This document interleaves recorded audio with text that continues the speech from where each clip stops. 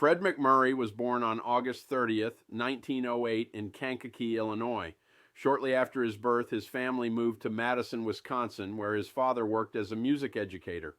Music played a central role in the MacMurray household. His father was a violinist and his mother was a singer. The family later relocated to Beaver Dam, Wisconsin, his mother's hometown, where Fred spent much of his childhood. Fred eventually attended high school in Quincy, Illinois, where he proved to be both athletic and hardworking.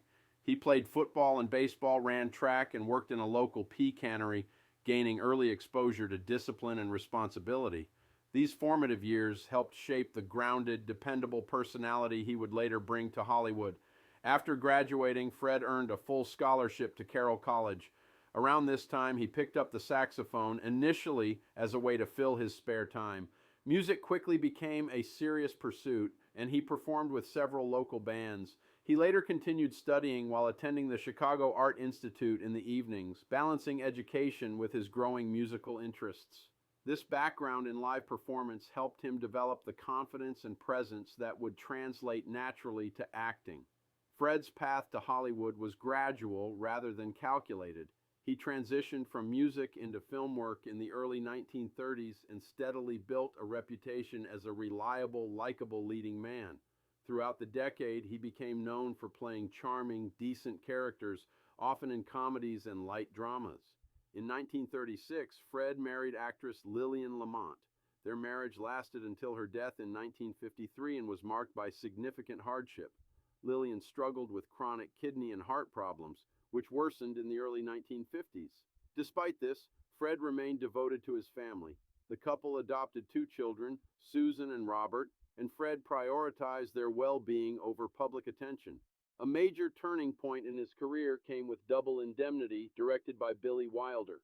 Cast against his wholesome image, Fred delivered a chilling performance that revealed his ability to play morally complex characters. He later reunited with Wilder for The Apartment, further cementing his reputation as an actor with unexpected depth. Fred met his second wife, June Haver, while filming Where Do We Go From Here? In 1945, though they did not begin dating until late 1953 after Lillian's passing. They married in 1954 and adopted fraternal twin daughters, Lori and Katie, in 1956. Together, they lived a notably private life, away from Hollywood excess. In 1960, Fred began his most enduring role as Steve Douglas on My Three Sons, which ran for 12 seasons. The show made him a household name and established him as one of television's most trusted father figures. He also became closely associated with Disney through films like The Shaggy Dog, The Absent-Minded Professor, and Son of Flubber. In 1987, he was honored as the first ever Disney legend, recognizing his lasting influence on family entertainment. In the late 1970s, Fred was diagnosed with throat cancer, which later returned in 1987. In 1988, he suffered a severe stroke that affected his speech and paralyzed his right side. Through extensive therapy, he remarkably recovered about 90% of his abilities. Fred MacMurray died of leukemia on November 5, 1991, at the age of 83. He left behind a legacy defined not by scandal or excess, but by consistency, professionalism, and quiet integrity, a rare, steady presence in Hollywood history.